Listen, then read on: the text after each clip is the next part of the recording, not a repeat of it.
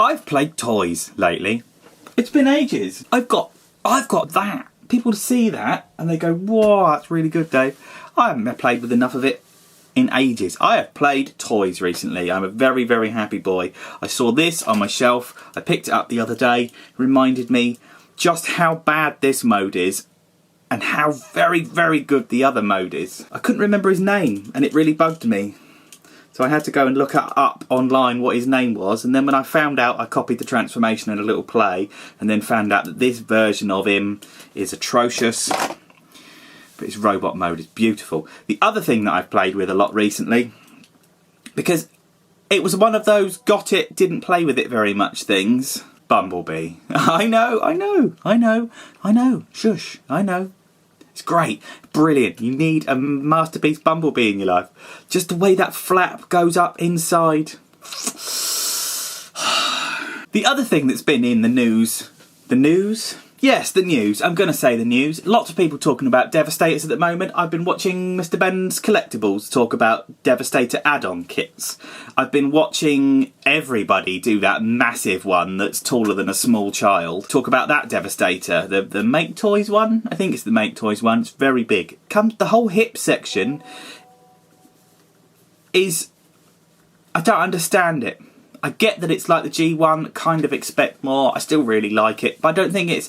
So, I actually had a conversation with today someone and just remembered why I like this dusty old fucker. He's so good. You can keep all of your other stuff. None of it I see makes me want to buy it, because this is just so good. I'm just sat here now just thinking to myself, oh, that's really clever. And I know it's not that clever. I know it's all old and outdone. And I know it's... Engineering-wise, it's seen better days. Size-wise, it's seen better days. Is it still my favourite Devastator of all the ones to have? Abso-fucking-lutely. It's beautiful. And I'm not sure where his giant gun is. I'm going to have to investigate. But the one thing that I've really wanted to talk about quite a lot since I got one, because I'm backwards and I'm missing the party, but in many ways I'm quite glad I'm missing the party, because it gives me an idea of what other people are talking about and what I like and don't like and this, that and the other. Waffling. Purple one-eyed monster. Oh, Shockwave. It's not Shockwave, it's QUAKEWAVE. I'm going to get some batteries to make his eyes light up. I'm going to do it. He's beautiful. So good. So good. The first thing I'm going to talk about, you know when you get something out of the box the first time and just smooth.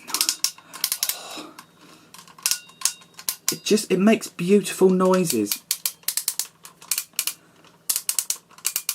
This is ASMR. Listen. For a Transformers fan, if you just close your eyes.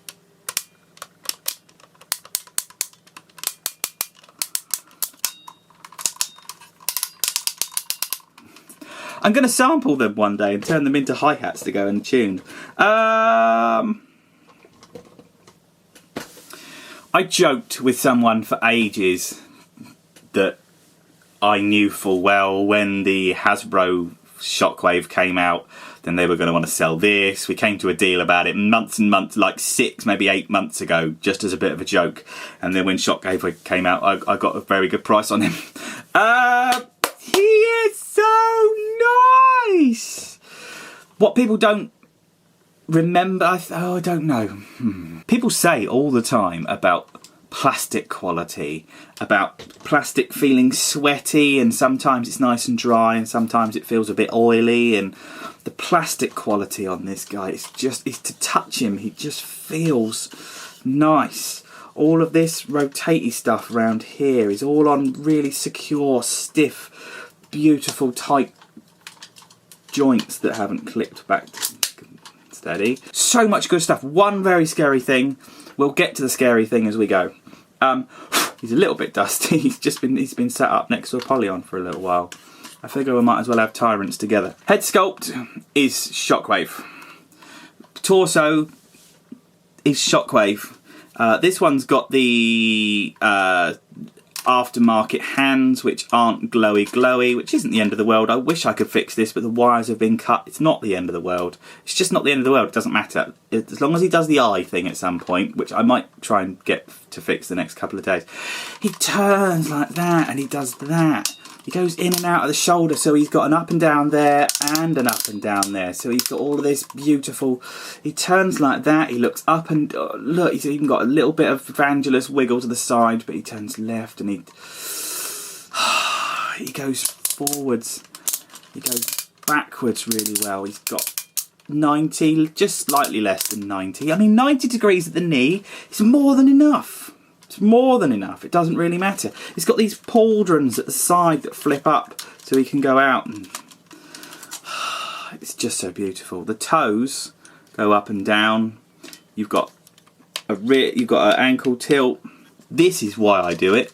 And not an awful lot of stuff has made me feel this way for a little while now, especially from Hasbro, which is kind of a weird thing because Mr. Ben's Collectibles that I mentioned earlier, he put some pictures up the other day of an Optimus Prime. I'm just not interested. I don't want third-party Optimus Primes. I want Hasbro to make good Primes that really look like Prime. The Prime that in the picture is a stylised version of Optimus, so they don't break copyright all the time. But I don't want stylised Optimus. I want Optimus.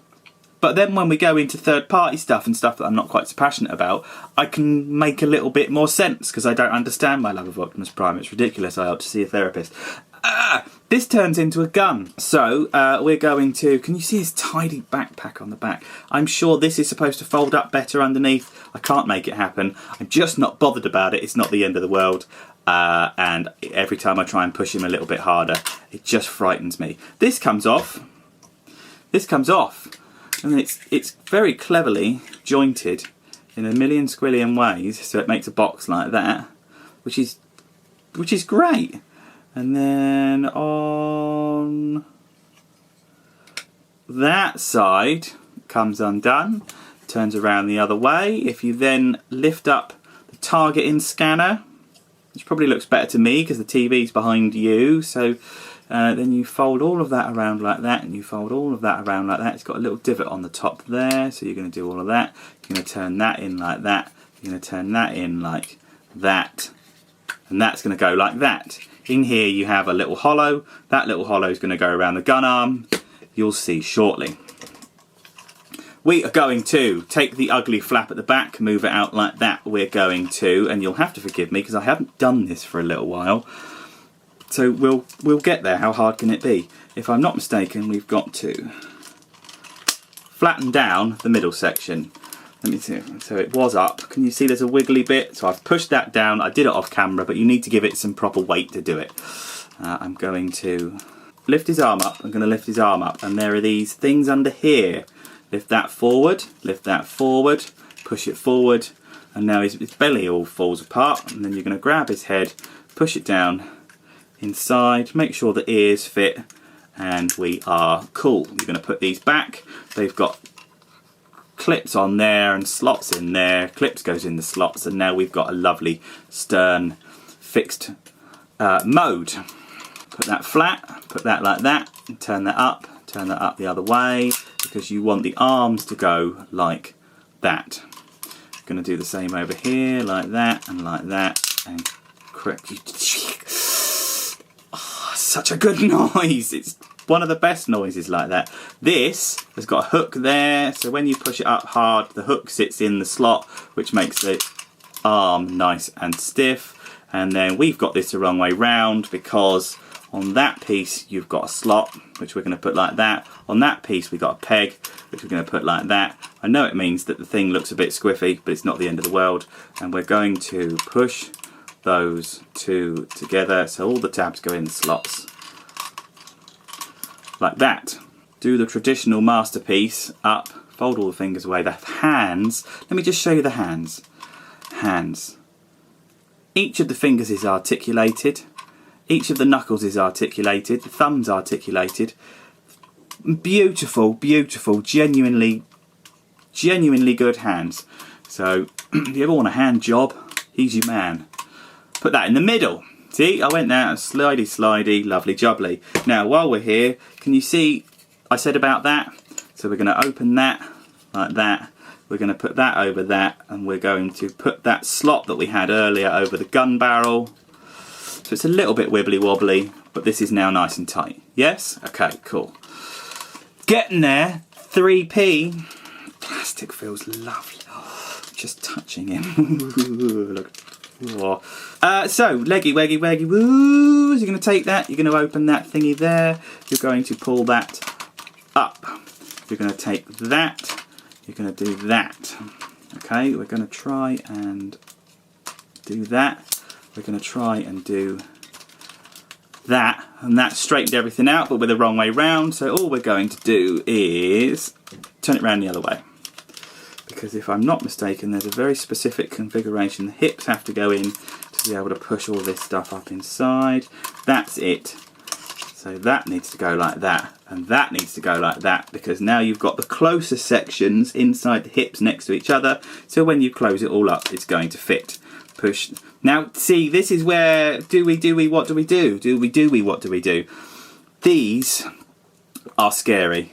So what you do is you take the foot which is in its place, you put the heel right up inside so it flops away, and then you put the toe like that and the toe like that, which folds it down, and then you put this clippity clip clop there, back end of the thing.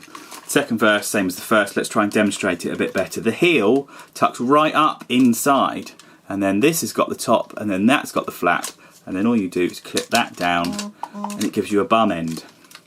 So what you do is that, and that, and that, because there's loads of peg and ports. Now, you've got to grab this, and you've literally got to push. You've got to just slide it up inside. There's no clicker, there's no button, you've just got to push it hard. Oh, and it hurts your hands, and it's very, very scary. But it's okay, we got there in the end. Shockwave! We'll put all of that together like that, and then there is the trigger that comes out like that from there. Now, can you see that there are two bobbly bubbles? Two bobbly bubbles, two slots. Bobbly bubbles love to violate a slot. There you go.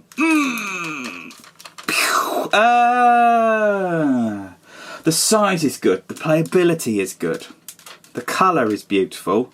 If you've got any connection with Shockwave from the day, you will know exactly who it is. But the most important thing about this is when I got it and opened it up, my housemates actually said to me, "Why have you got a toy gun?" They actually thought it was a toy gun. I know it's not going to be that much of a surprise to them that it's a transforming robot, but it just looks like a toy gun. It doesn't rattle too much. This is a little bit wobbly. I wish it fixed on a bit better. It doesn't. It's not worth complaining about. He looks so nice next to Apollyon. He just looks so nice next to Apollyon. If I go up close, loads of detailing on the silver.